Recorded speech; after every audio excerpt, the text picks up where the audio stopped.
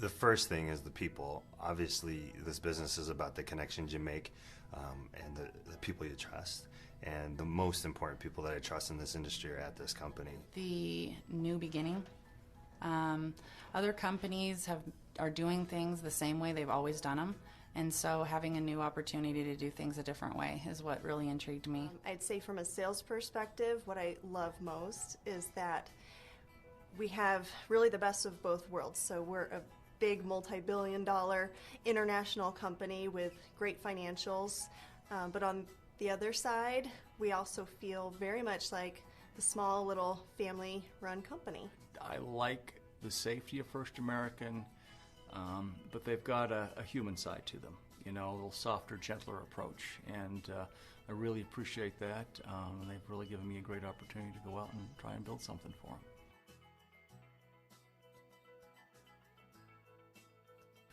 In Colorado, guess what?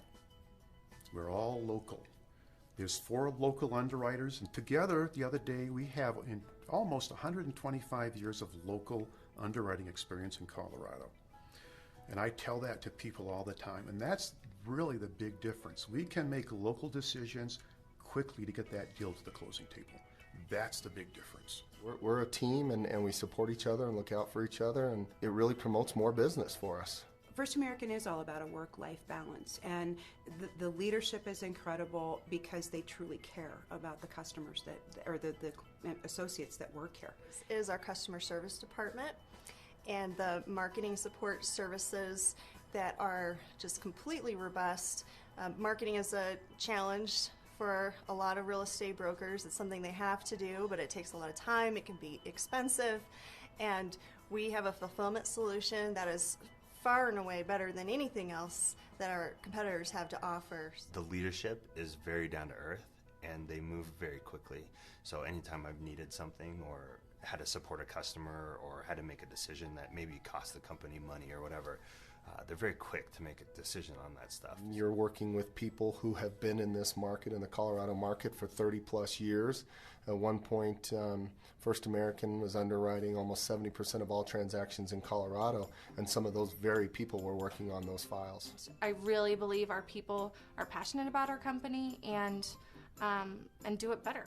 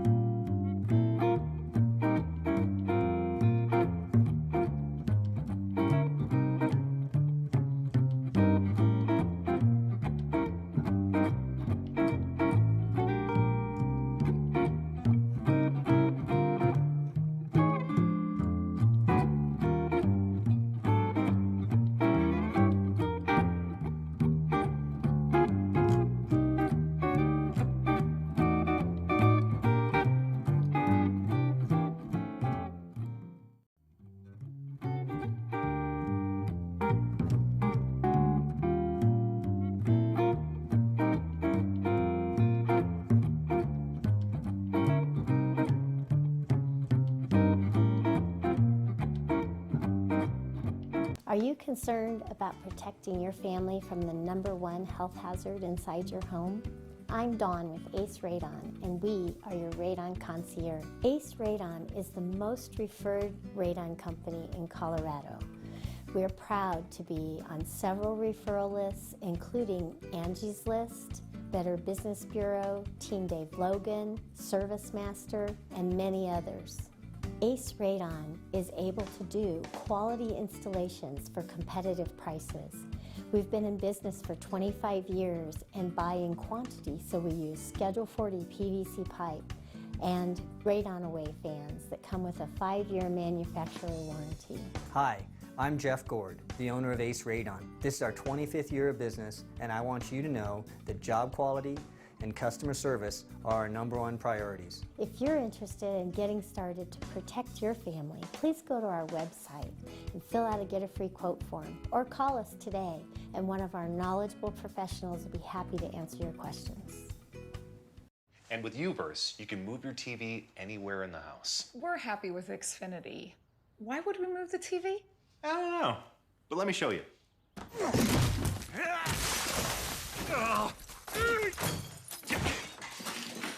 Now, if you had the Uverse wireless receiver, you could take this anywhere. See? Anywhere you want. Don't settle for Uverse. Get the most entertainment on any device anywhere with Xfinity from Comcast. Who wants more peas? Go away. Oh, Daddy hates pop-up ads. Who wants Go more? away. Hashtag dinner time. Scroll forward. Choose selfie. No. Selfie. Go forward. Delete selfie. Go away. Then picture. Bookmark. Go away. No, post photo. Scroll up. Scroll forward. Hashtag gravy. The First Bank mobile app. Technology has never been so easy.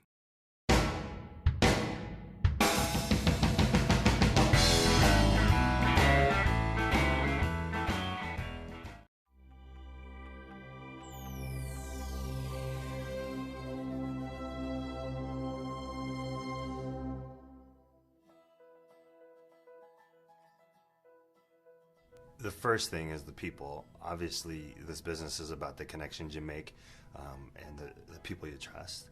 And the most important people that I trust in this industry are at this company. The new beginning. Other companies are doing things the same way they've always done them. And so having a new opportunity to do things a different way is what really intrigued me. I'd say from a sales perspective, what I love most is that we have really the best of both worlds. So we're a big multi-billion-dollar international company with great financials, but on the other side, we also feel very much like the small little family-run company. I like the safety of First American, but they've got a human side to them, you know, a little softer, gentler approach, and I really appreciate that, and they've really given me a great opportunity to go out and try and build something for them.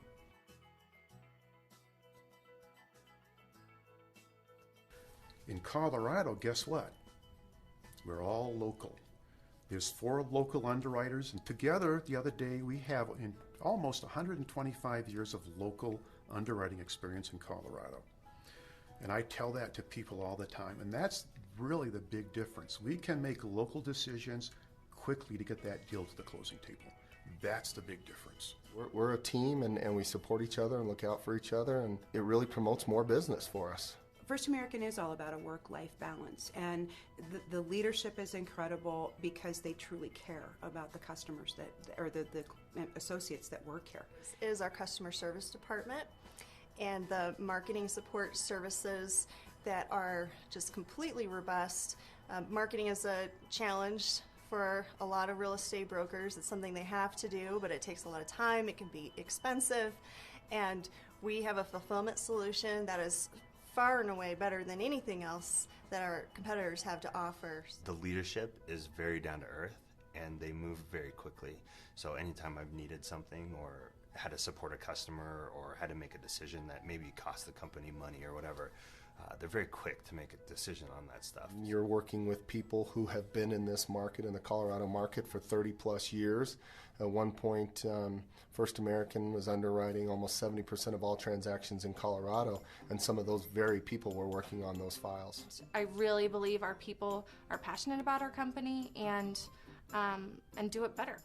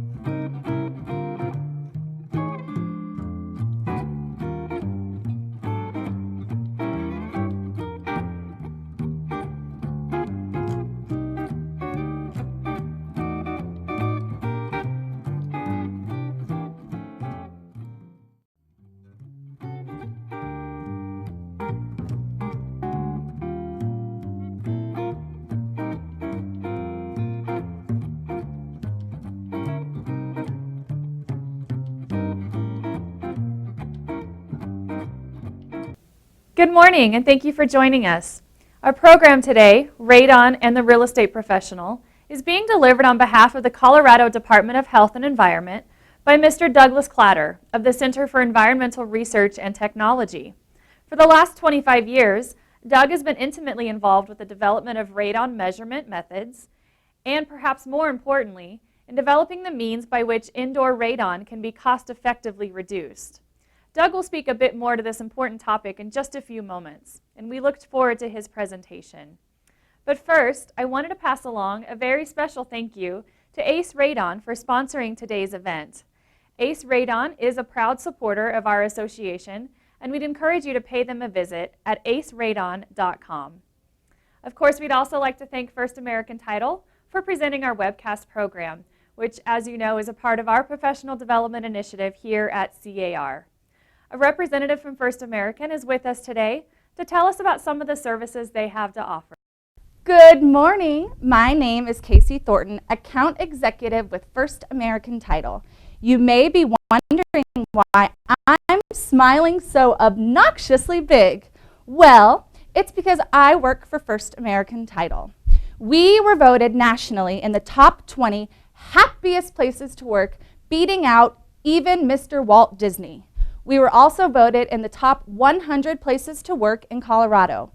Now, why does that matter to you? Because when you walk into a First American office, you will feel something different. Our happiness passes along to you and your clients. We would be thrilled to share a little of our pep with you. Give one of our perky reps a call. Thank you again to First American for their ongoing support. Now I have two quick housekeeping items.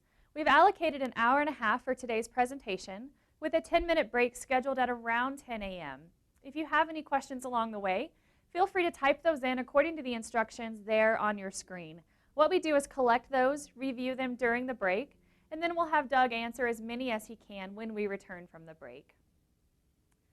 And finally, a link to a copy of today's PowerPoint and other materials that will be referenced today can be accessed in the area below the video stream you're watching right now. If you have any trouble accessing those, please just send an email to the address there on your screen and we'll be sure you get a copy. So with that, I'd like to introduce our speaker. As I already mentioned, Doug Clatter has been involved in the development of radon measurement and mitigation for the past 25 years. In addition to early research in Colorado supporting the U.S. EPA and working with the Colorado Department of Health and Environment, Doug and his firm have developed educational programs for radon professionals to become nationally certified. His book, Protecting Your Home from Radon, has been used by thousands of handy homeowners to successfully fix their homes themselves or at the very least become informed consumers. No matter where the house is or how it is built, all radon concerns can be reduced to less than recognized guidance levels, and if done correctly, can be cost-effective, enhance the value of the home, and be completed in a manner that does not jeopardize a sale. We are so pleased to have Doug here with us today to share his expertise as it relates to addressing radon homes involved in a real estate transaction. Doug?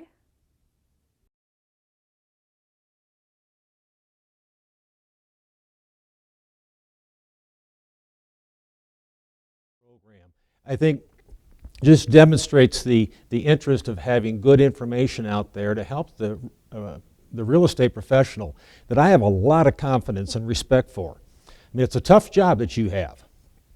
Matching property to an interested buyer, and you go through all sorts of things, and then you have this radon issue. Well, the intent we have today is to help get through that, maybe that barrier that your buyer would have with some of the things that we've learned, and I hate to say it, over the last 25 years, as Julie said. I'd also like to acknowledge the Colorado Department of Public Health and Environment, who is a great resource for you. They're there to answer questions. Maybe you've got a nervous buyer or a recalcitrant seller that the CDPHE can provide a nice, objective overview of radon.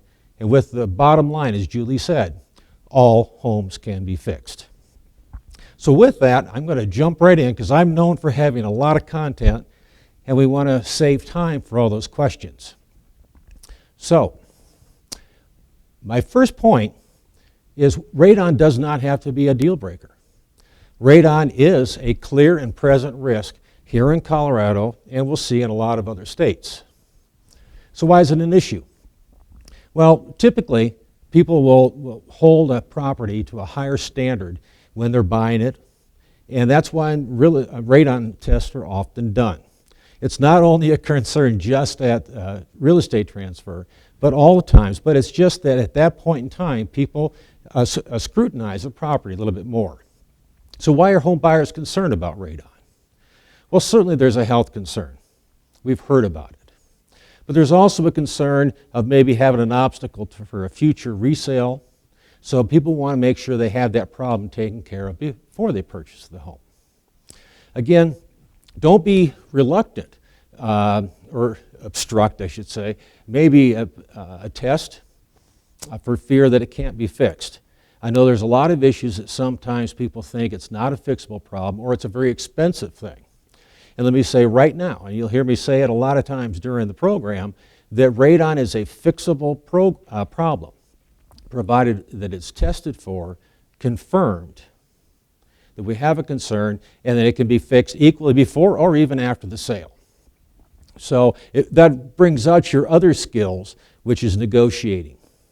And I say it doesn't have to be a deal breaker, not just because you can fix it, but if we impart, and this is also what CDPHE can help with, and the radon professionals can impart that confidence that it is that fixable problem, that people are not inclined to go from one property perhaps to another one where testing hasn't been done.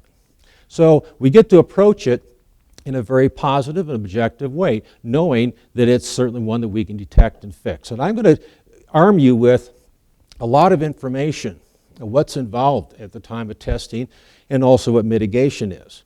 Because I think the buyer looks to the agent as an expert, professional, even though you may not be a radon professional, but to understand what the radon professional has to go through such that when the radon tester or mitigator shows up, there's no surprises, is what I'm saying.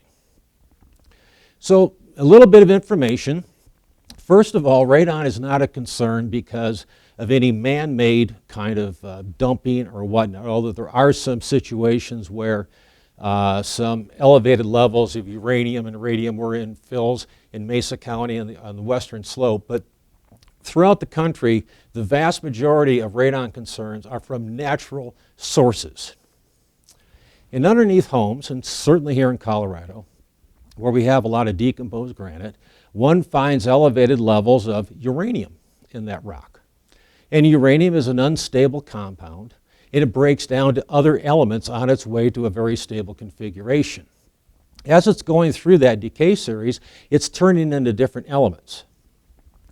And as you can see from the simplified diagram, uranium turns into radium.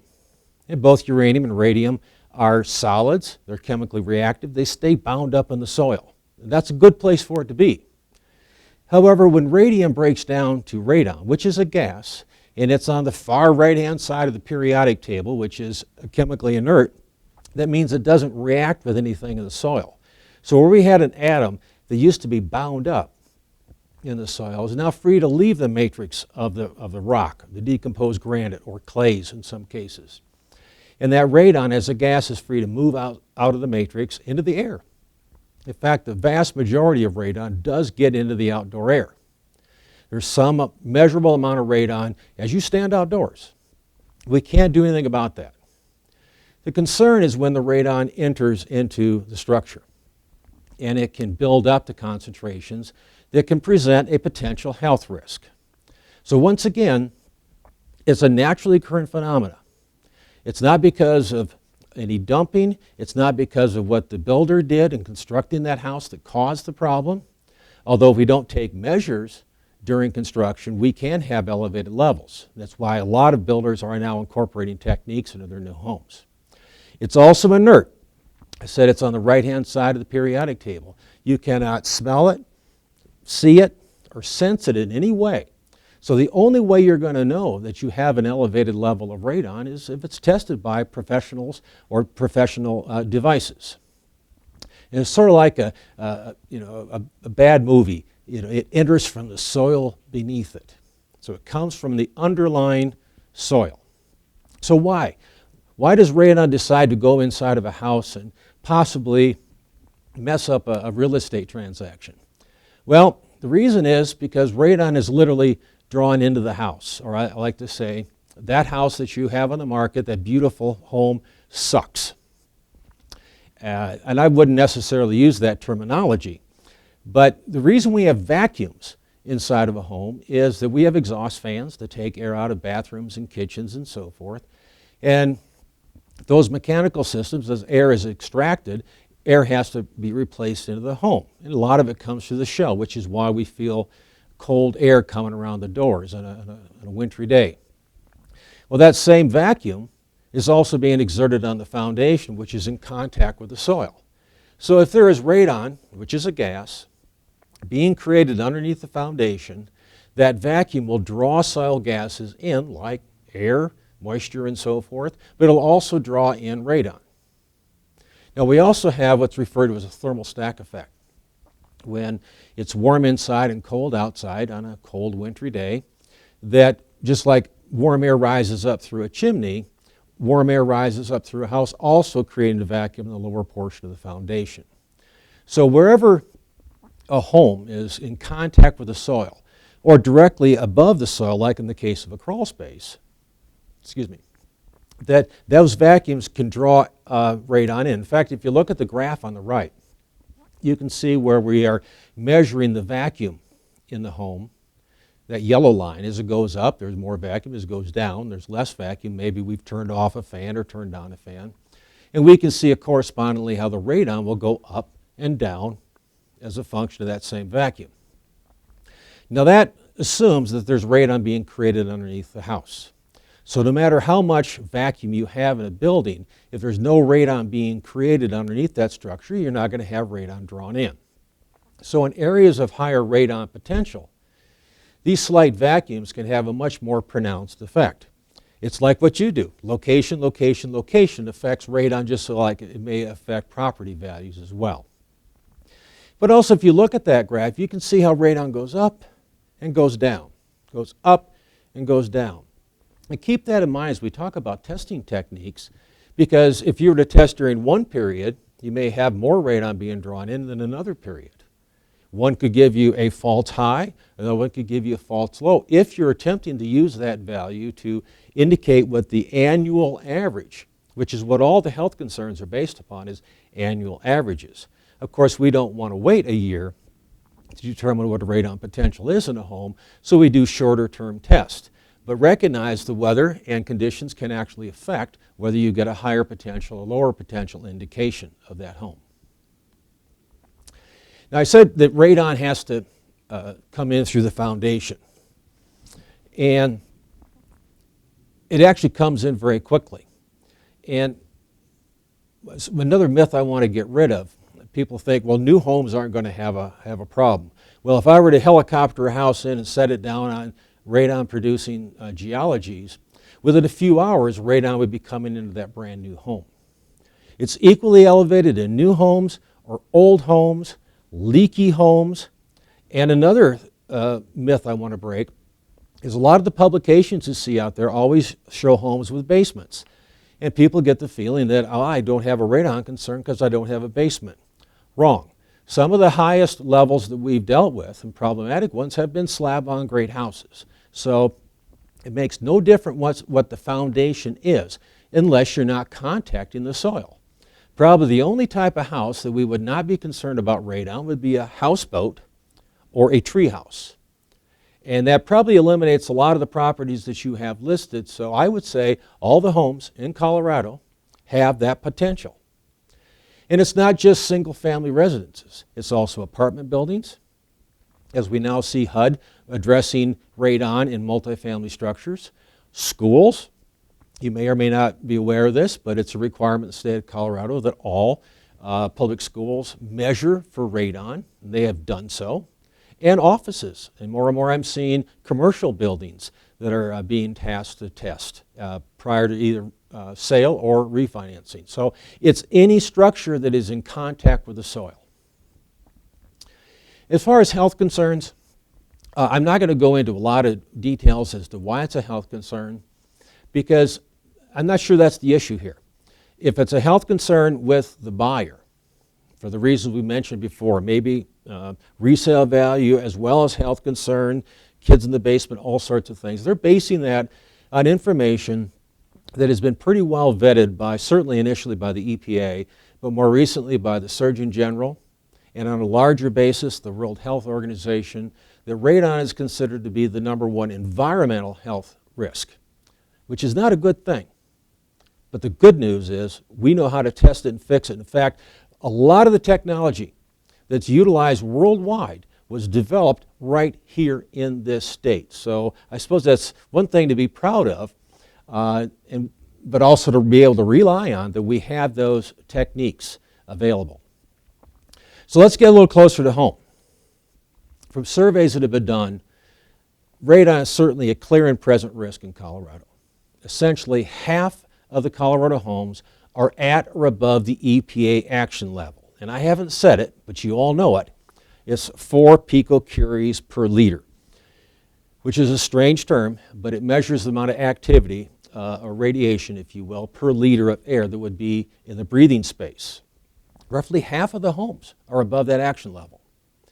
Radon is also listed within the property disclosure form here in Colorado, and we'll talk more about that. It's something that gets to be told whether it has been tested for, or if there's ever been a concern, or if there's a mitigation system, which is a radon reduction system in that home.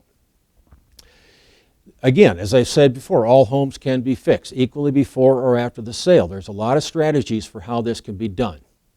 And with that, I think, statement as well, if you believe me, and hope you will at the end of the program, and the knowledge we're imparting is radon doesn't need to be a deal breaker. Are we the only state in the union? Absolutely not. You look at this map and you see red, orange, and yellow areas. The red locations are where the potential is the highest for elevated radon. And you can see that certainly Colorado has a lot of red areas, and it's all the way up through the whole Rocky Mountain chain, which is the decomposed granite, which has a slightly elevated level of uranium and radium that produces radon. But it's also through the Midwest, it's up through the Appalachians. And you may have a buyer moving in from some location, they hear about radon in Colorado and think, wow, that's a real concern. Well, they may be moving from a location that is equally, if not more so. So it's not just us. This is my Misery Loves Company map. This was developed in essentially data in 1991. And CDPHE, Colorado Department of Public Health and Environment, has been performing a lot of surveys. And this is a more recent one that shows elevated levels throughout the various zip codes in the state. And the key to this map is those red areas are locations where they had at least one measurement in excess of 25 picocuries, which is 6 times the US EPA action level. So as you look at that map, and I'm going to go back, compare that to the EPA map, if you look closely, you can see there's some orange areas and so forth. Well, that was based upon older data. As CDPHE has obtained more information, they've gone to this map that basically says this now, that every county, all 64 counties, are considered to be Zone 1 counties, which would say that certainly construction of new homes, it would be prudent and advised that radon control systems be employed during construction. So it's the entire state at this point. And looking at some of the counties, sure, there's going to be some variations, and I put up a graph here of a few counties showing the percentage of homes that are at or above that 4 picocurie per liter measurement. Now, that's based upon measurement methodologies that are similar to what's used at real estate transaction time. And you can see some of the counties, 40%, 60%, some pretty high numbers, especially if you compare it to the U.S. average, which is way over on the right-hand side. That the average home in the United States, only 6% of the locations have elevated levels. And we're setting at essentially 50%. So that's why I say it's a clear and present risk here in Colorado. Now, real estate testing, all the health data is based upon long-term measurements that we really don't have the luxury of testing for a year before we're going to determine if there's a defect in the property. And that's why EPA initially created a home buyer's and seller's guide to kind of help you through the process. But also, CDPHE has boiled that down to much more understandable information in this brochure. I like right on the front, it says, if you like a home, buy it. Radon can be reduced. And we did this in conjunction with the Realtors Association in putting this together. I like to call it the Don't Worry, Be Happy brochure. It's factual, it's clear, and it's specific to the needs of Colorado. So you can actually download this from the CDPHE website. Makes a great disclosure tool as well. And we'll go back to slides. When you're, the approaches that are laid out in these documents are focused on real estate. And let's kind of get an idea of what we're doing at the time of a real estate transaction. What's the purpose? Because we want to find out quickly if there is a potential concern. We're trying to determine the radon potential of the home independent of occupant behavior. And by doing so, we can reduce the liabilities and buyer's anxieties that we have a pretty good idea what the worst case potential may be. And unfortunately, we have to have some safeguards in place to reduce any variables or interferences that may be occurring. And rather than making a decision on our own, or at least imparting our own personal thoughts, we want to provide information upon which the buyer can make an informed decision. The approach will be included as a normal part of the inspection process. In fact, a lot of radon testing is done by home inspectors at this point in time. In fact, I would encourage that you always use third-party professionals. Granted, the test devices you can get at the hardware store or a homeowner can get themselves are fine devices. But you have other considerations. Were protocols followed? Were there interferences or lack of indication of interferences to provide that feeling that the buyer can rely upon that information? And of course, we want to be open and honest and proactive about this information. Here is the report. I would suggest that as the real estate professional that you don't impart any interpretation of that report. The number is the number, and provide information to the buyer from, say, CDPHE to help them interpret it. That keeps you separate from that decision. And again, a good thing for you to say would be, hey, yeah, radon is a concern here. A lot of people have addressed it successfully, and if it is elevated, it can be fixed. And there are contractors who are certified and be willing to make that guarantee. So let's go a little bit deeper into it. And I'll probably show a couple devices here. When we're trying to determine the radon potential, we're going to use a short-term test device. In fact, I got an example of one right here. This is a device that would be deployed in the house for 2 or 3 days. And we can quickly get the answers from this. The professional deploys it, analyzes it, and then provides a report. So what we're trying to do to determine the radon potential is what's the highest it could possibly be. At least that's the idea. We want to close up the house for 12 hours so it comes to equilibrium, and all during the minimum 2-day test. We also will deploy the device on the lowest portion of the house, because that's where the radon concentrations are the highest. Now this gets to be an occupiable level of the home, not a crawl space or in a sump, but actually in, say, a basement that either is finished or could be finished and occupied. And by doing so, if it's less than 4 down there, we can say it's less than 4 in the upper levels. Again, we're trying to determine the radon potential independent of occupant use. Maybe the current seller occupies the basement. Doesn't occupy the basement, whereas the new one could. This is what we typically do at the time of sale. Now, this does not actually measure occupant exposure, which is what the health risks are based upon.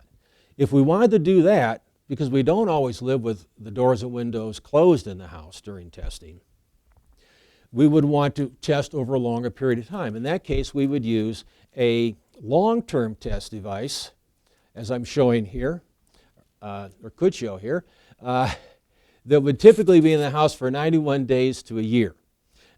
We would not have closed building conditions, just normal lived-in conditions, and we would deploy it in the lowest occupied level of the home because we're trying to determine what the occupant is exposed to as opposed to what the building could expose somebody in the future. And it's commonly used outside of resale because a lot of homeowners are more and more testing their homes. But also could be, the results could be the basis of an escrow fund release. So let's go back to the short-term testing. Again, this is determining the radon potential, and it historically is the most common method used at the time of sale. Minimum duration of a test is 2 days, nothing less than that. You cannot walk into the house and do a quick little sampling and say, the radon is this. The device has to be in the home for a minimum of 48 hours. It can be longer, certainly, if you have the opportunity to do that. The longer that a test can run for, provided the device allows for a longer period of time, the more confidence you can have of estimating what long-term exposures are. So we close up all the exterior doors and windows for 12 hours prior to and all during the test. Now that doesn't mean that a person has to move out or they can't go in and out. Just don't leave the doors propped open. Don't open up the windows.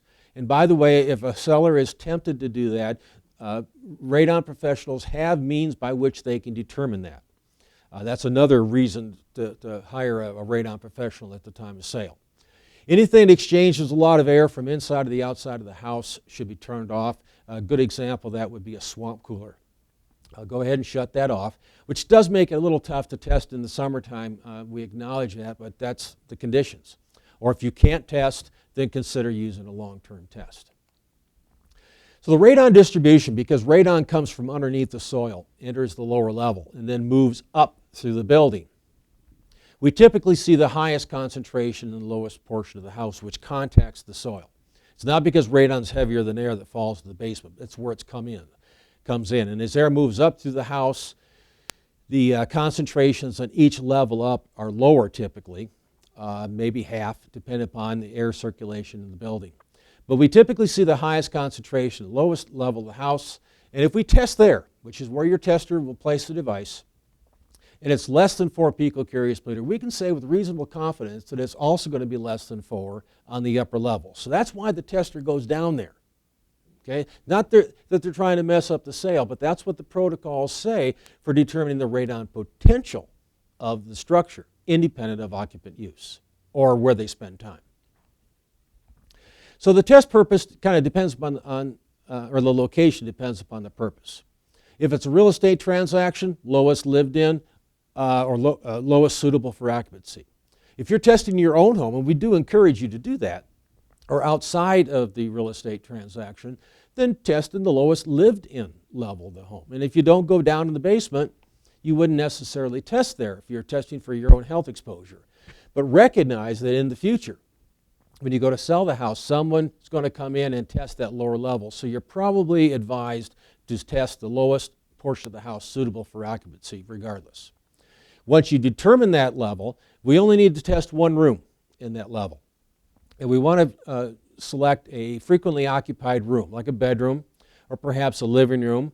We don't test in bathrooms. We don't test in closets and close the doors. And we don't test in garages. So it's typically a single room because we don't see a lot of changes from one room to the next on the same level of the home. The actual variation is as you go up in the house. So just pick a room where it will not be disturbed. It'll be placed in a location that is representative of the breathing space, maybe on a table or hanging from the ceiling, away from windows and so forth. Your tester knows all these protocols. But when they deploy that device, it's carefully chosen. And what I suggest to real estate professionals or the people who are living in that house, once that device is located, don't move it. One, if it is moved, oftentimes will invalidate the test. But it could also give you a bias to the high side or low side, depending upon where it's been moved to. So just best move is leave it alone. There are some common short-term devices, and I brought a few of these.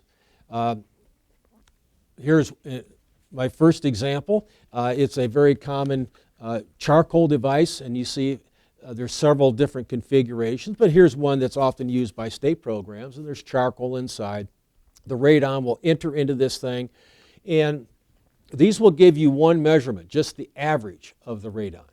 And they won't show you any kind of variations. They're actually very, very good devices. These are the ones, again, used by a lot of health departments.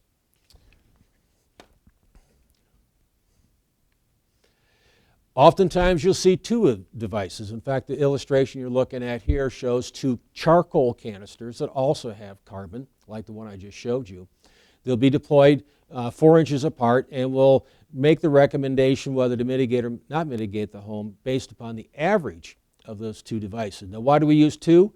If the results are significantly different, it can be an indication of tampering or maybe an error made somewhere in shipping, handling, or whatever. It's a kind of a protective approach that's used for real estate transactions. So it's based upon the average. Now, other devices, and I brought one of these here with me, are continuous monitors. Here's just one example. And what's kind of nice about these is that the device doesn't have to be shipped off to the laboratory like the one we talked about earlier. In fact, the tester can actually get the results when they show up to retrieve the device. So it's very fast, and also you get hourly variations. Now again, we will make our decision based upon the average of those hourly variations, but it'll show us peaks and valleys that can give us an indication of why radon is a concern. And also there's other little secret things, sort of like the old cartoons that had a bird inside that knows when it's been moved, or if there's temperature changes, other things that happen to the house that would indicate if the occupant of the home has perhaps opened windows or played some games. So these kind of devices are not any more accurate than giving the average, but they give you more information that would protect the buyer in knowing that a good test has been done. Another device, this one here I showed earlier, these will give you the average of the radon, but what's unique about them is that the tester can actually measure the radon themselves, once again giving you very, very quick results. They're very precise, very convenient, but they're typically not used by a homeowner. They would have to be used by a professional. So when you get the test results, the question is, what do they mean? Well, first I want to say is that there's no safe level of radon exposure. We are concerned about levels being above or below 4 picocuries per liter. And I've heard people say, well, the house tested safe. It was 3.9. Or it was a problem, it was 4.1. Well, first of all, there's no real difference in those two measurements. But you might be interested to know that roughly 2/3 of the lung cancer cases that are thought to come from radon come from exposures less than 4 picocuries per liter.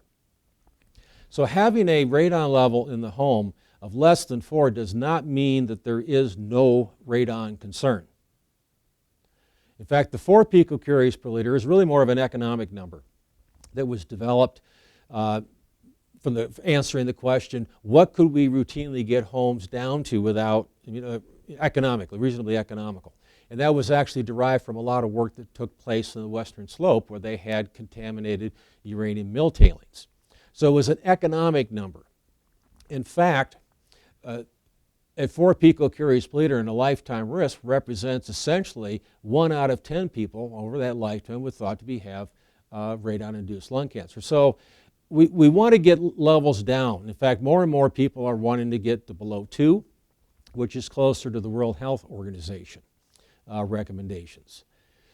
Fortunately, we know how to do it. Economics, especially real estate transaction, has kind of forced the industry to come up with that means of guaranteeing levels below 4, and it can be done. It all can be done if 4 picocuries is your criteria. Getting below 2 gets a little tougher, and trying to get equal to the outdoor air is a little bit tougher as well. So the reason I bring this up is to avoid some confusion and your liability is don't interpret any measurement as being safe. The number is what the number is, and let the CDPHE or EPA guidances provide the interpretation without you having to get into the middle of it. Another thing is that short-term test results can be quite variable, especially in areas of high radon potential. So the measurement that you get for 1 day, 2-day period, if you're going to repeat it, you will get a different result. So the test is X picocuries per liter between this date and that date, and here's information to interpret it. In fact, to drive that point home, kind of a confusing graph, but this is a home where successive or repeat 2-day tests were done. And I colored in the bars red for those situations, those 2-day periods where the results were greater than 4, and blue when it was less than 4. So you can see for the same house, the variability. In fact, it went from essentially 2 up to 6, almost a 3-fold difference in one 2-day measurement versus the next. So that's the point I'm making, is that the short-term measurement is what it is, and it's not going to be constant forever. In fact, in this particular house, if you were to do a long-term measurement using the alpha tract detector I showed, I think the average is 3.8. Still a concern, but you can see the differences that you can have in 2-day measurements. So the long-term measurement, I'm going to throw a picture up here of this. This is the one that indicates occupant exposure. It would be deployed for a minimum of 3 months. It could go up to a year. No special closed building conditions. And I'm seeing more and more where people may use the short-term measurement as an indication of potential, especially when it's very close to 4 picocuries per liter. Either A, fix it, or B, escrow funds, and then use the long-term result as a means to release the funds back to the buyer or seller, depending on whether it needs to be repaired. So just another strategy that you can consider. All right. We've talked about testing. Let's talk about mitigation. First, I want to say it works. I think I've already said that a number of times. You're looking at the results of a continuous radon monitor like I showed before that gives you hourly measurements. And you can see in this particular house where the radon reduction system is off, that it's kind of cruising around, and then it drops down significantly. That's how quickly, within a few hours, that radon systems work. And I think what we're going to do here, if I'm not mistaken, is show a quick clip, because I could talk about it all day. We'll just show this so you can see what's done.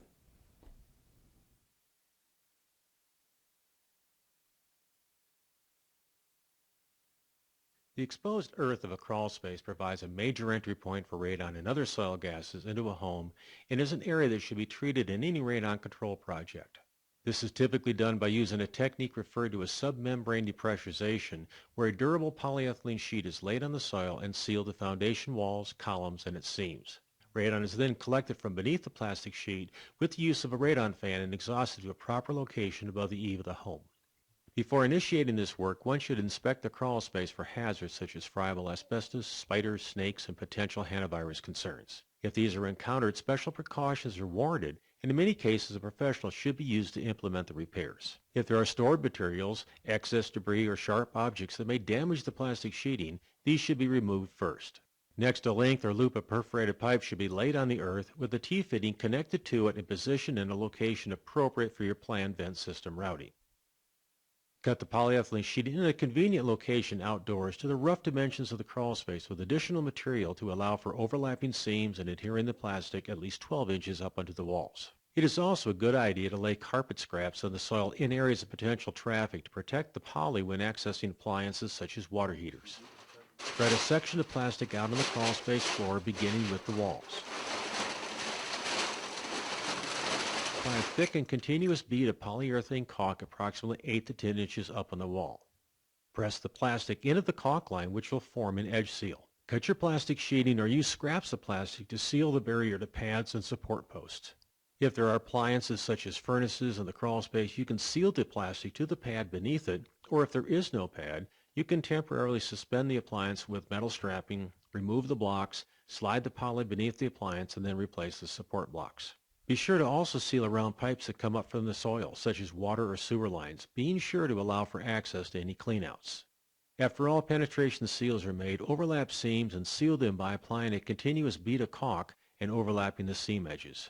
To complete the foundation portion of this system, connect your solid PVC Schedule 40 piping to the riser and route it to your planned vent system. After the system is complete and the fan is turned on, you will see the plastic drawn down towards the soil, which is evidence of how well the system is working. If you hear leaks or identify them with a smoke bottle, apply additional caulk to seal them.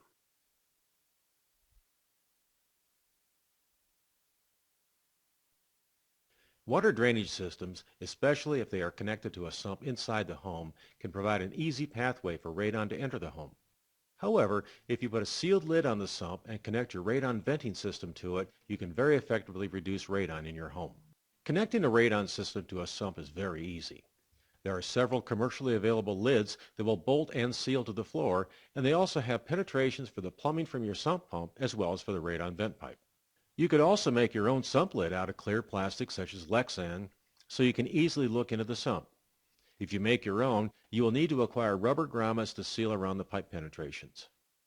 Regardless of what sump cover you use, it is important to be sure that it seals well to the floor and that you do not do anything that would impede the system from collecting and pumping water away from your foundation.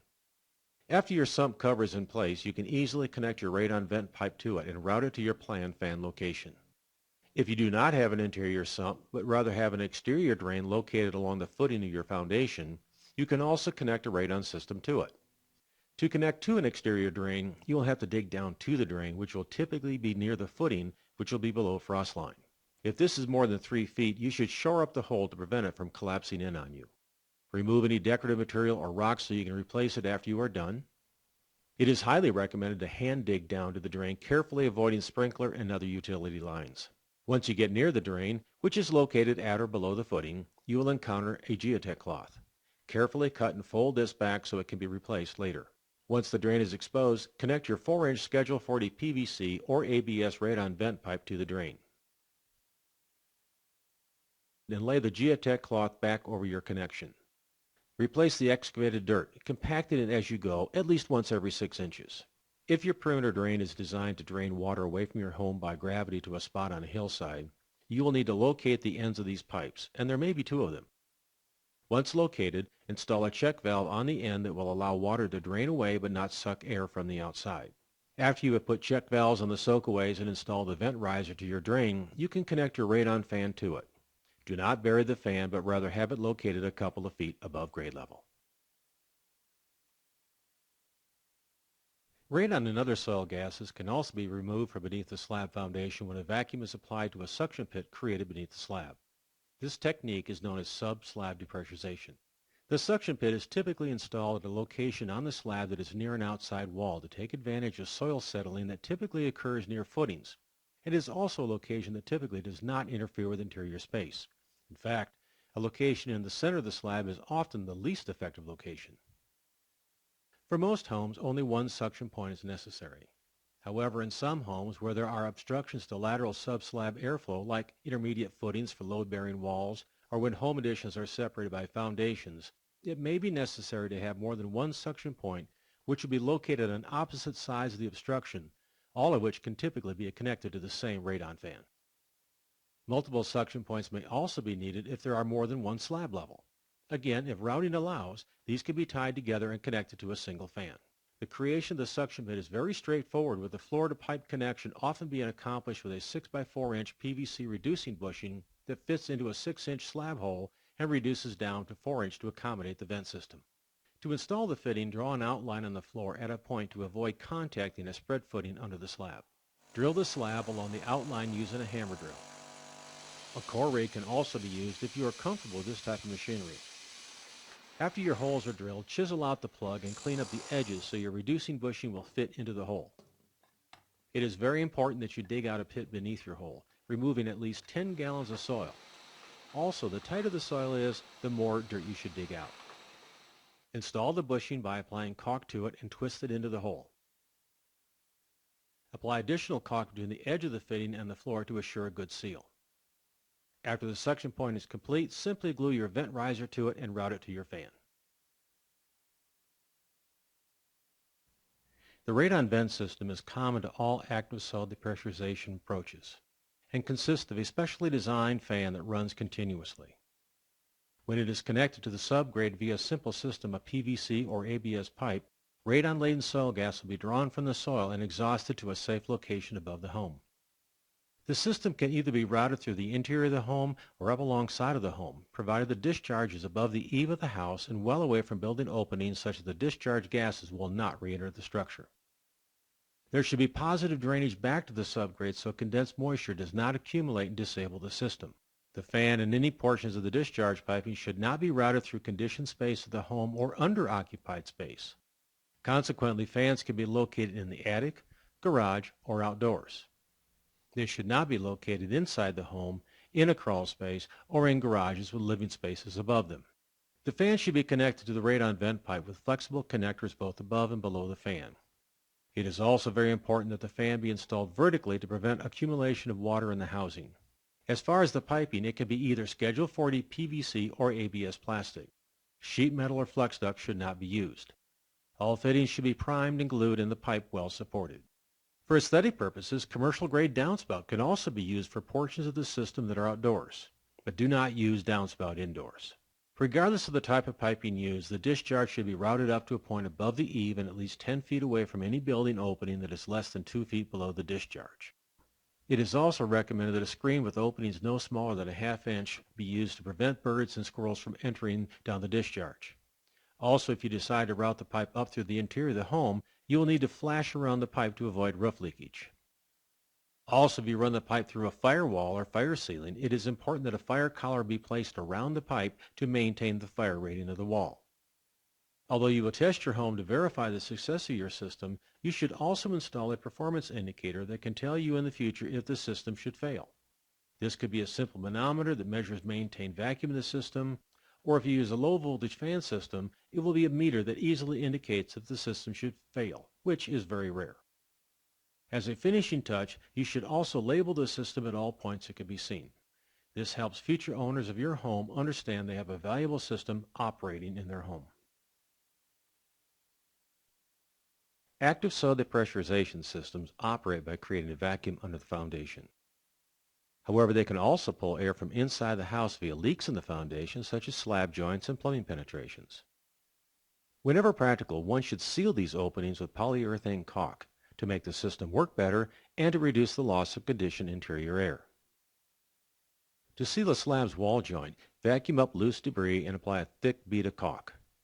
Using a piece of cardboard, smooth the caulk into the joint so it goes up on the wall and onto the floor by at least 3/8 of an inch. If the slab is poured tightly to the wall, as in a cold joint, you should also caulk these joints if they are accessible. If you have control joints that are exposed, and especially if they are cracked, it would be a good idea to caulk these as well. Another major leak point can be plumbing penetrations. To seal these, cut back any expansive material and apply caulk completely around the base of the penetration and tool the caulk into the joint. Other places to seal can be blockouts for tubs and showers, as well as installing a gasketed and bolted lid on an interior sump, regardless if you are applying your system vacuum to it or not. It is typically not necessary to remove wall treatments to caulk joints, but rather caulk those you can access, but you should always conduct a backdraft test on combustion appliance vents to assure they are working properly. Well, that looks like a lot of fun, doesn't it? You know, a question I often get about radon mitigation is how much does it cost, or what affects the cost? Let me begin by saying what doesn't affect the cost is the radon levels. The actual cost or complexity of doing what you just saw in the video is a function of how the house has been constructed. If a house has been added onto, there may be multiple foundations that have to all be treated. So the cost has nothing to do with the radon levels, but the size and complexity of the house. But I also think as you look at the video, there's probably several things in there that you saw that I'd like you to be asking yourself the question, is that what you've seen on properties?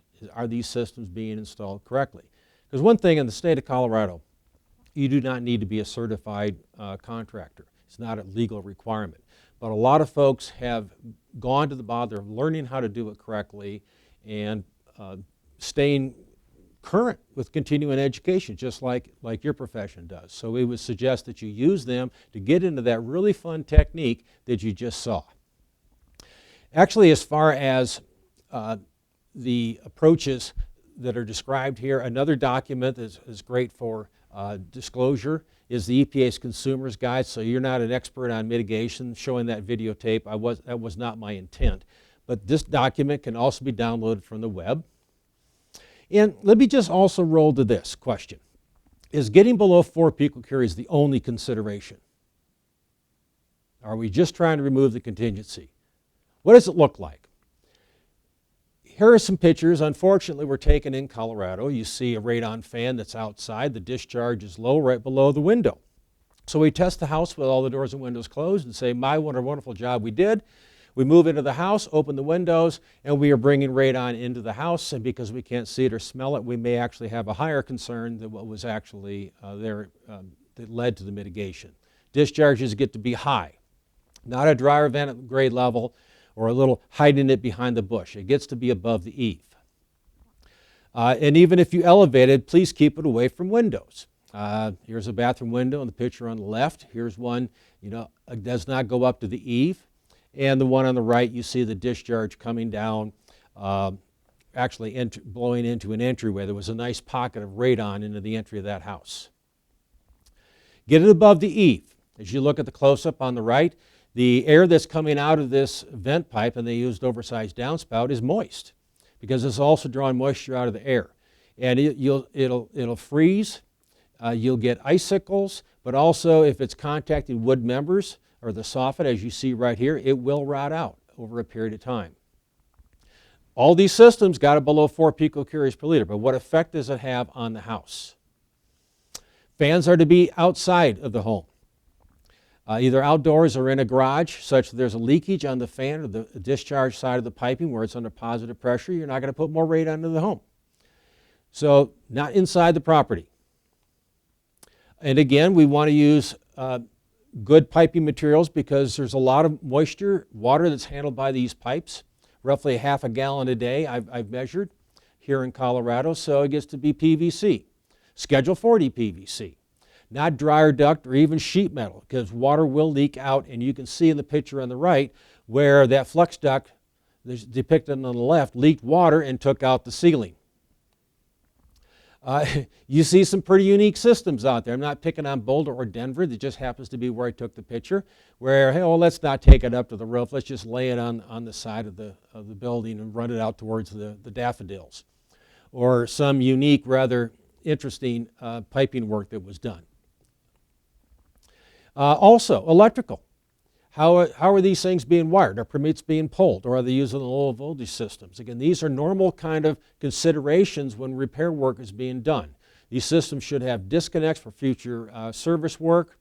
They should be rated fans or rated for outdoors, or at least the location that they're going to be in.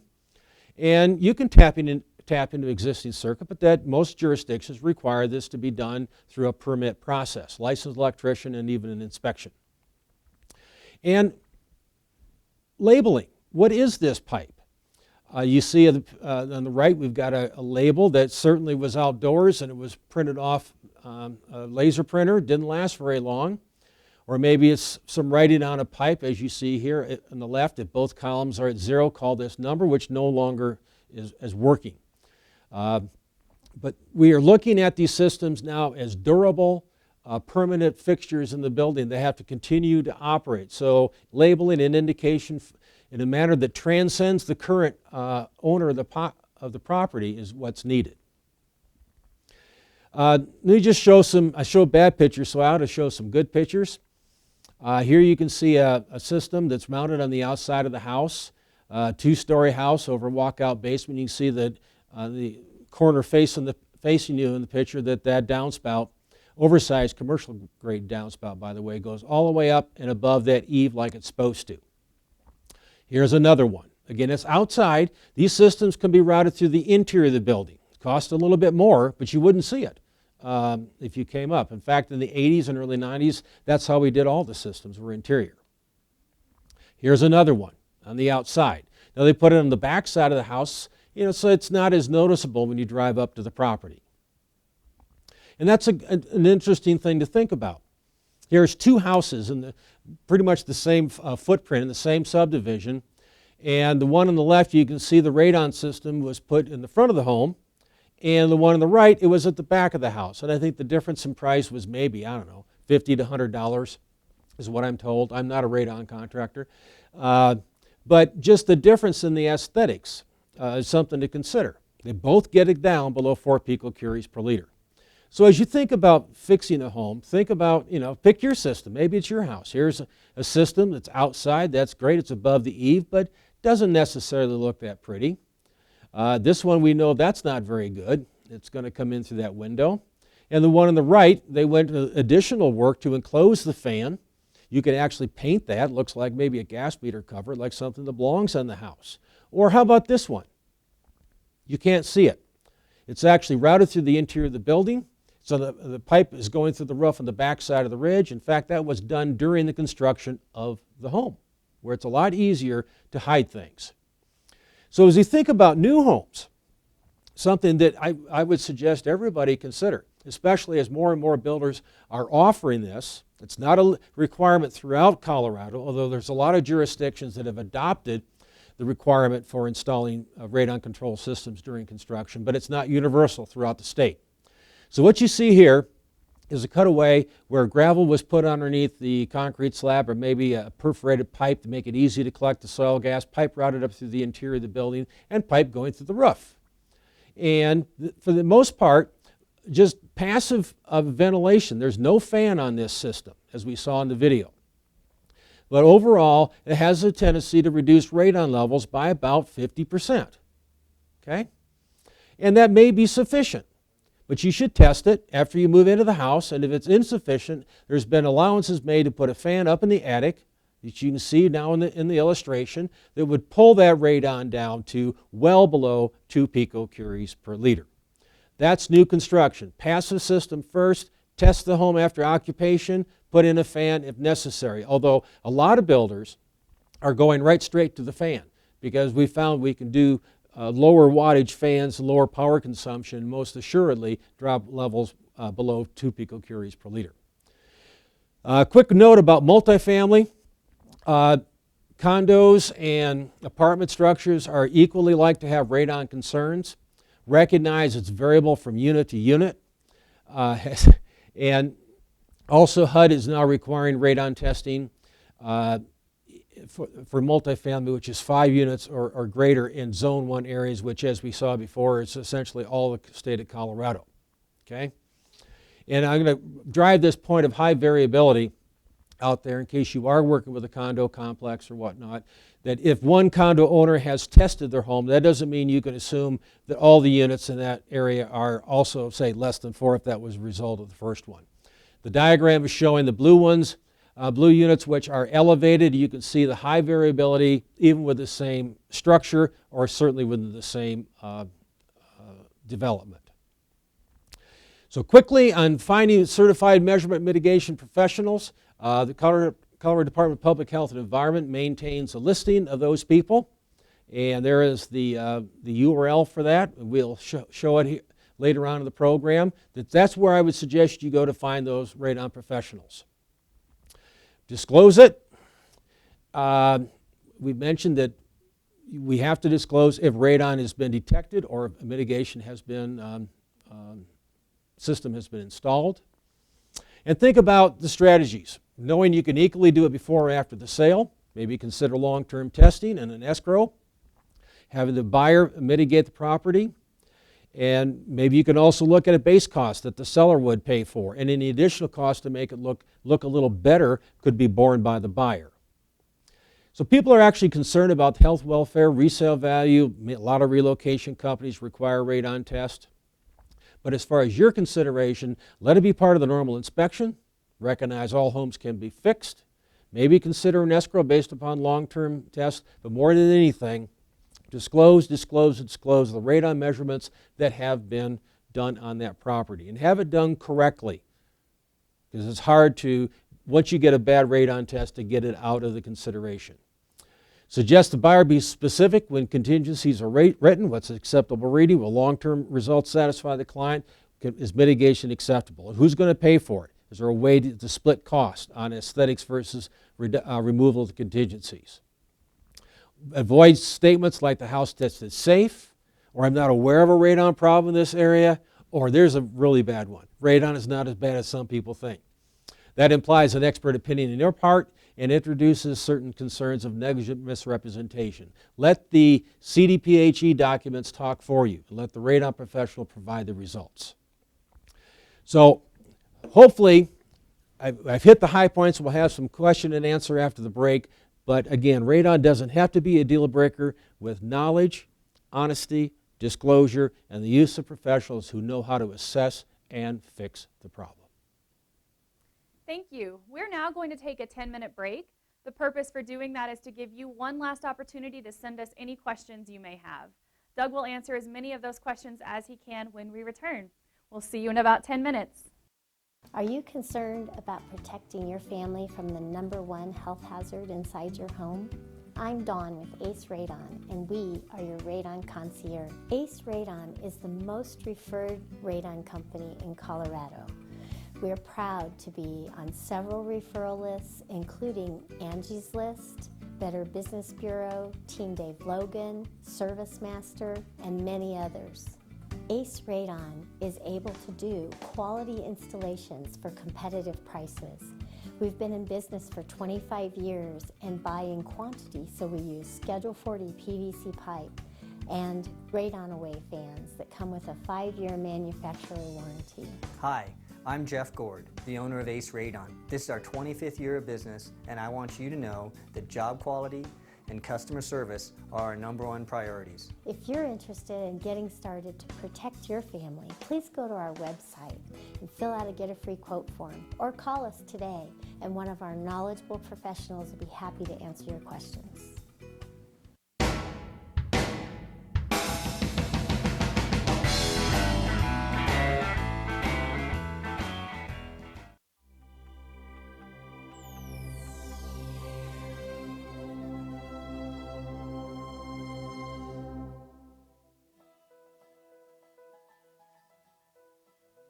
The first thing is the people. Obviously, this business is about the connections you make and the people you trust. And the most important people that I trust in this industry are at this company. The new beginning. Other companies are doing things the same way they've always done them.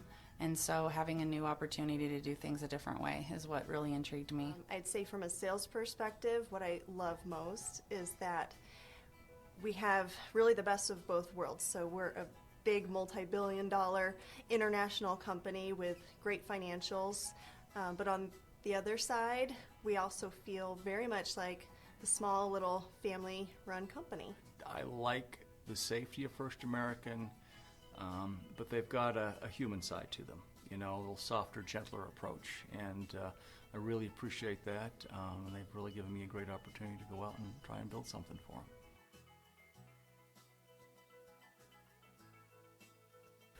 In Colorado, guess what? We're all local. There's 4 local underwriters, and together the other day we have almost 125 years of local underwriting experience in Colorado. And I tell that to people all the time, and that's really the big difference. We can make local decisions quickly to get that deal to the closing table. That's the big difference. We're a team, and we support each other and look out for each other, and it really promotes more business for us. First American is all about a work-life balance, and the leadership is incredible because they truly care about the customers or the associates that work here. This is our customer service department, and the marketing support services that are just completely robust. Marketing is a challenge for a lot of real estate brokers. It's something they have to do, but it takes a lot of time. It can be expensive, and we have a fulfillment solution that is far and away better than anything else that our competitors have to offer. The leadership is very down to earth, and they move very quickly.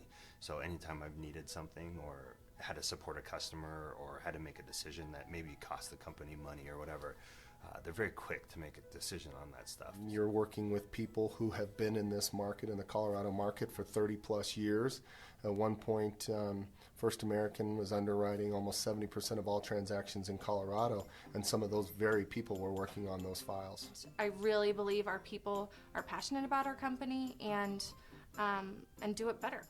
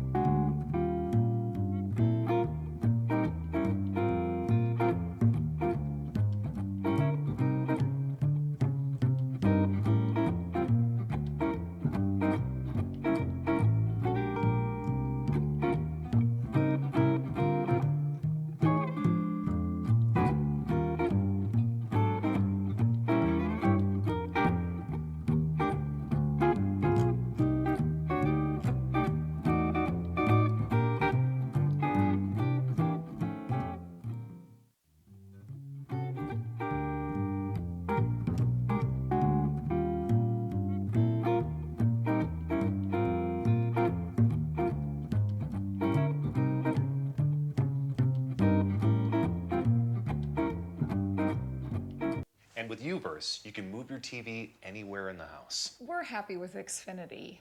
Why would we move the TV? I don't know, but let me show you.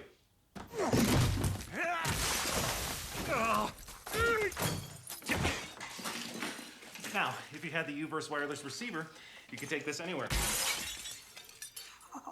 See? Anywhere you want. Don't settle for Uverse. Get the most entertainment on any device anywhere with Xfinity from Comcast. Who wants more peas? Go away. Oh, Daddy hates pop-up ads. Who wants Go more? away. Hashtag dinner time. Scroll forward. Choose selfie. No. Selfie. Go forward. Delete selfie. Go away. Send picture. Bookmark. Go away. No, post photo. Scroll up. Scroll forward. Hashtag gravy. The First Bank mobile app.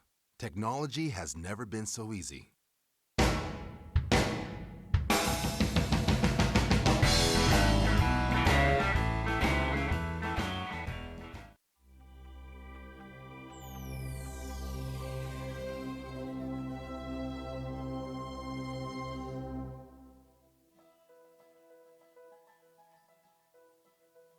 The first thing is the people. Obviously, this business is about the connections you make and the people you trust. And the most important people that I trust in this industry are at this company. The new beginning. Other companies are doing things the same way they've always done them.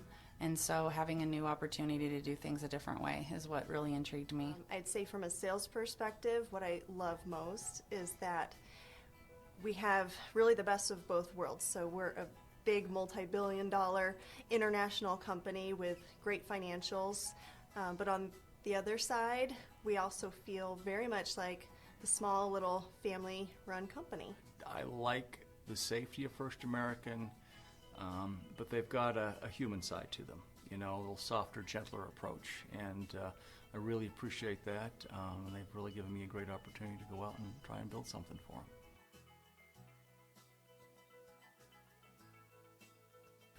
In Colorado, guess what? We're all local. There's 4 local underwriters, and together the other day we have almost 125 years of local underwriting experience in Colorado. And I tell that to people all the time, and that's really the big difference. We can make local decisions quickly to get that deal to the closing table. That's the big difference.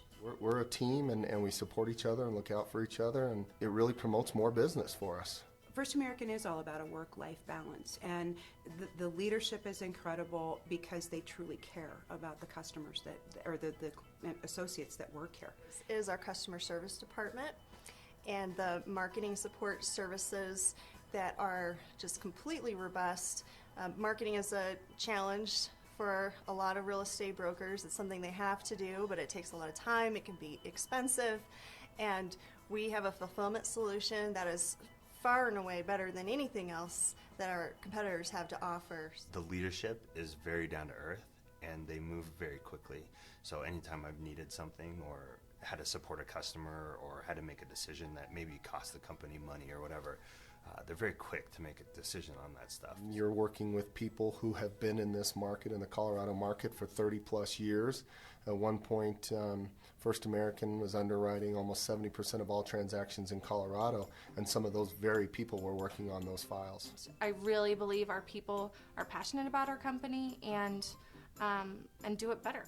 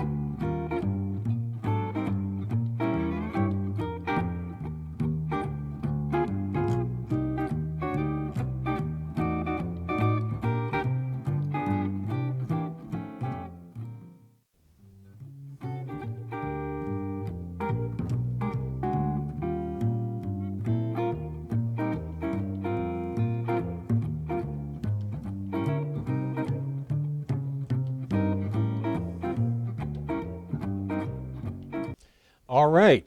Well, I hope you had a great break. Some of you obviously didn't take a break because you sent in a lot of questions, and we're going to get right to them. First one is, how reliable are the 2-day radon tests versus the 90-day testing? I think what you may be asking is, what's the relative accuracy? Actually, they're both equally accurate. They're just measuring under different conditions. If your intent is to characterize what the house is, we give greater importance to the long-term test, because it's measuring conditions over a minimum of 3 months up to a year.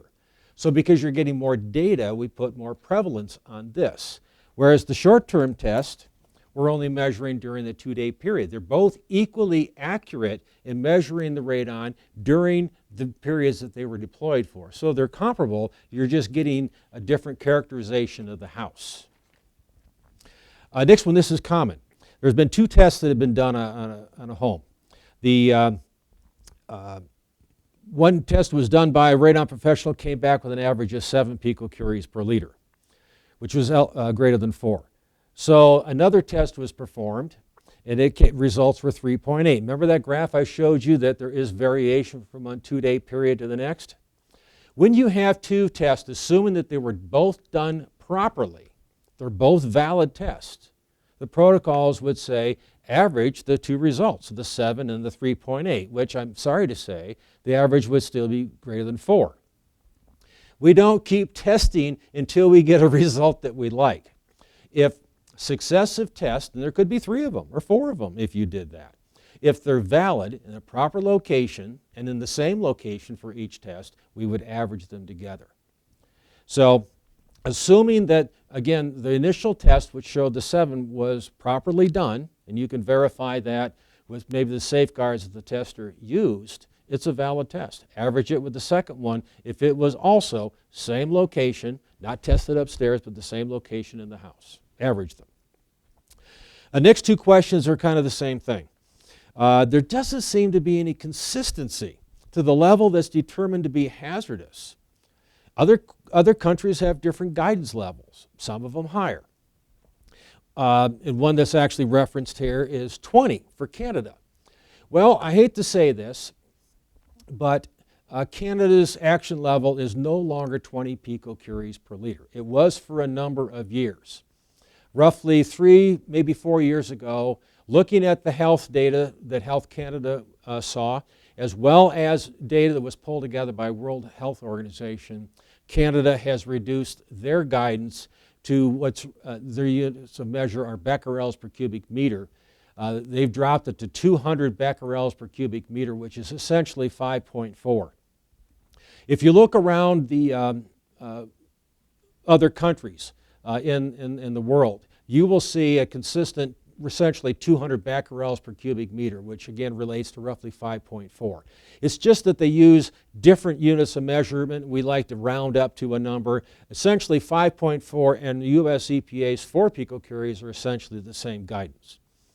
Now, the World Health Organization, you may be surprised to know this, that when they came out with their recommendations, they came up with a recommendation of 100 becquerels per cubic meter, which is half of Canada's, which would be essentially 2.7 picocuries, which is actually lower than the US EPA. So at one point in time, there was a fair amount of disparity in the different levels that are recommended. But now, most of the countries in the free world, including some of those are not, in third world countries, are essentially at that 4 to 6 picocurie per liter range. Question is, please repeat the information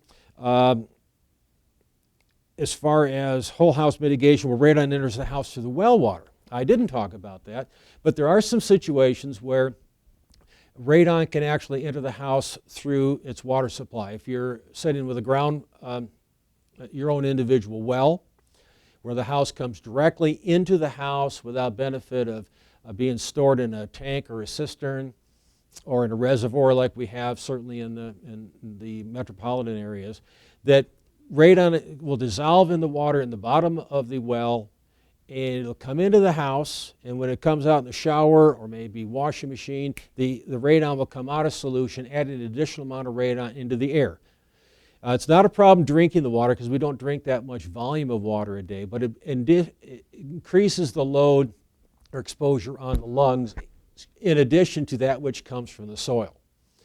So radon in water can be a concern, but it takes an awful lot of radon in the water to have a measurable concern of the house. Again, it's pretty much isolated to individual private wells and needs to be an extremely high amount of radon. Now, sucking on the soil, like we saw in the mitigation video, will not reduce radon from water. What that would require is an aeration system where the water is brought into the house into a small little tank that air is parged into it through a blower, disengaging the radon before it goes out to point of use. The little charcoal filters on your drinking water, that will not address it. You have to treat all the water in the house. And it can be fairly expensive, and most radon mitigation contractors are not really adept at maintaining water quality. And a lot of water quality people are not adept at how to deal with radon. So it kind of takes a combination of both those disciplines. And I would recommend calling the Colorado Department of Public Health and Environment, which I'm sure Julie's going to send out that information, and we'll show it at the end of the program. If you run into those very unusual circumstances, and they are unique, but there certainly have been identified in a few cases here in Colorado, call CDPHE, call me if you want, and we'll help you go down the right path. Question is, you can mitigate condos, second and third story. Really? How? Due to common areas. Well, condos, work the same way as houses. Typically, the concern is going to be in the lower portion or the lower condo if they're stacked, that the mitigation system would have to address the soil on that lower condo. And if I fix the radon on the lower condo, chances are I'm also going to be fixing the condo above. Unless sometimes there are common chases for utilities and so forth, that could be a pathway that would have to be addressed. It's very easy to fix condos, at least from a technological standpoint. What is more of a challenge is the aesthetics and having to deal with what it's going to look like and get approval from the association. And that's where some of the things I talked about, maybe routing it through the interior of the building. If you've got a common utility chase, that you're not going into somebody else's property on the opposite side of that zero lot line. But sometimes it takes some compromise to do that. Or you go to the outside, that'll have to be approved by the association. That's the challenge. And again, there's ways to make these systems look a lot better than what you often see as you drive up and down the front range here. So use a contractor who's willing to add some additional aesthetics. Here's another question. What about granite countertops? I mentioned that a lot of the radon that we have here comes from the decomposed granite that makes up the Rocky Mountains. Well, we put granite countertops or granite floors in our house. They're really nice. And sometimes people get concerned about that being a radon source. Technically, it can be a radon source, but it is extremely small because the amount of radon that would come off these countertops is a function of content, which is generally low. But even if it's high, it's also a function of the surface area for the gas to disengage from. And although that countertop may look like a large surface area, it's not anywhere near the surface area compared to if I took it and broke it up into very, very small dirt particles, which is what you have under the house sitting on decomposed granite. So the emanation off a countertop is actually very, very, very small, and the normal ventilation rate of a home will take care of that. And what I always tell people, if you really don't like your your granite countertop because of radon, send it to me. I have absolutely no problem with it, and we've not encountered an issue with radon coming from countertops or even large amounts of granite. Next one. If a house has been vacant and closed up and a test is started, isn't that an unfair test? And you hear that sometimes when you say, well, the radon's been building up, the house has been closed up for maybe 2 weeks, and they tested it, came in elevated. That's got to be an unfair test. Well, in reality, radon breaks down pretty quickly. It's got a fairly short half-life. And radon doesn't come into the house and keep building up and building up and building up, and the house expands like a balloon and explodes. The radon is constantly breaking down. into other materials called radon decay products. So the radon levels will increase, and it generally takes about a 4-hour period, and it's going to hit an equilibrium. We like 12 hours to ensure we're at equilibrium. If we do a test, we close up all the doors and windows and then don't start the test for 12 hours because it comes up and then just plateaus out. So even after 2 days or 5 days or 10 days, the radon levels don't keep going up. So a test that has been done even if the house has been vacant for 2 weeks is still a valid test because of that dynamic. Can a real estate professional or homeowner test the home? Well, you certainly can test. You can test your own home. We recommend that you do that. But at a real estate transaction, you're actually assuming a fair amount of liability if you get involved in deploying that test yourself. Now, the test devices that you can get are just as accurate as the ones that the professionals use.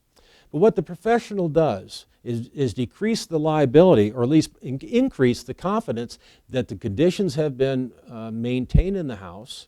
It's not been moved. They got a lot of tricks. They're pretty sly, cunning, and clever people. That gives the confidence to that buyer that it was done properly.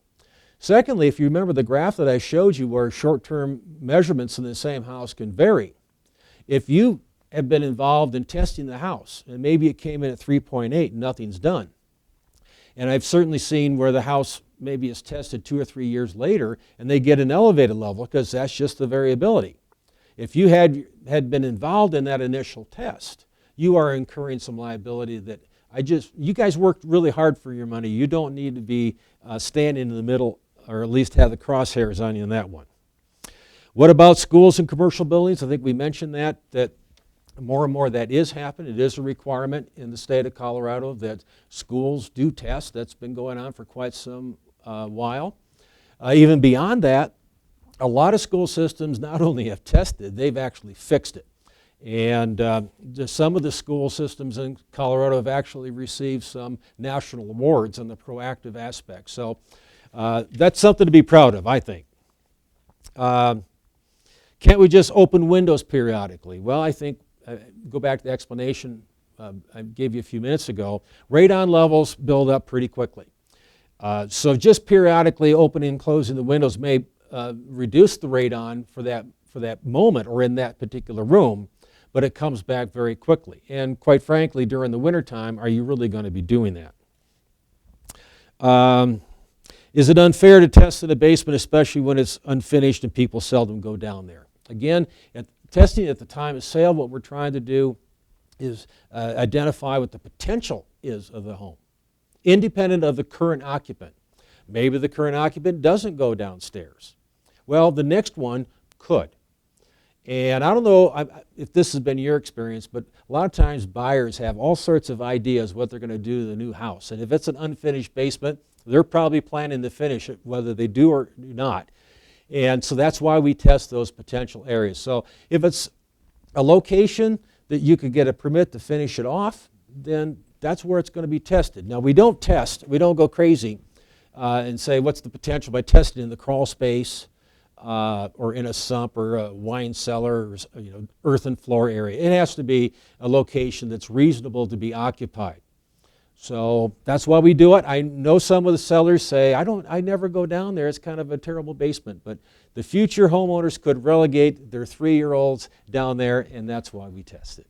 So I've really enjoyed being here today. I encourage you, if you have any questions, my information will be up there. Shoot me an email or give me a call.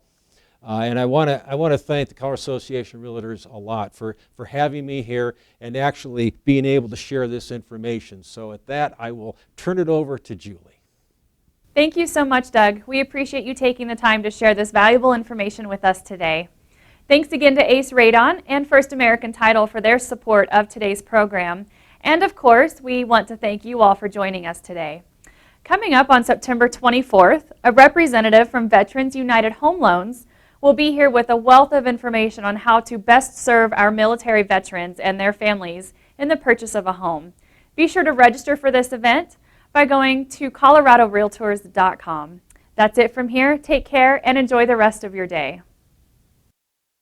Are you concerned about protecting your family from the #1 health hazard inside your home? I'm Dawn with Ace Radon, and we are your radon concierge. Ace Radon is the most referred radon company in Colorado. We are proud to be on several referral lists, including Angie's List, Better Business Bureau, Team Dave Logan, Service Master, and many others. Ace Radon is able to do quality installations for competitive prices. We've been in business for 25 years and buy in quantity, so we use Schedule 40 PVC pipe and Radon Away fans that come with a 5-year manufacturer warranty. Hi, I'm Jeff Gord, the owner of Ace Radon. This is our 25th year of business, and I want you to know that job quality and customer service are our #1 priorities. If you're interested in getting started to protect your family, please go to our website and fill out a Get a Free Quote form, or call us today, and one of our knowledgeable professionals will be happy to answer your questions. And with Uverse, you can move your TV anywhere in the house. We're happy with Xfinity. Why would we move the TV? I don't know, but let me show you.